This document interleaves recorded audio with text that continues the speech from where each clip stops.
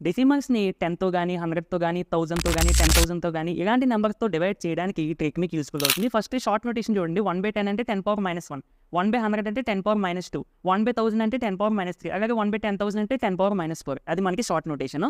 So first చూడండి 22.5/10 అంటే 22.5 into 1/10 అంటే 10⁻−1. సో ఎప్పుడైనా సరే 10కి పవర్‌లో -1 ఉంటే దాన్ని మనం డెసిమల్‌తో ఇంటూ చేస్తే పాయింట్ అనేది లెఫ్ట్ సైడ్‌కి ఒక డిజిట్ షిఫ్ట్ అవుతుంది. ఎందుకంటే 1 కాబట్టి. అదే ఒకవేళ పాజిటివ్ పవర్ అంటే 10⁻1 అనుకోండి రైట్ సైడ్‌కి షిఫ్ట్ అవుతది. అది నేను ప్రీవియస్ రివ్యూలో చేయడం జరిగింది. సో అంటే ఇక్కడ పాయింట్ ఇక్కడికి వస్తది కాబట్టి 2.25. సో దీనికి కూడా 1/100 అంటే 10⁻−2. సో పాయింట్ 2 డిజిట్స్ ఇక్కడికి వస్తది. అంటే 0.155. పాయింట్ అంటే 0.155.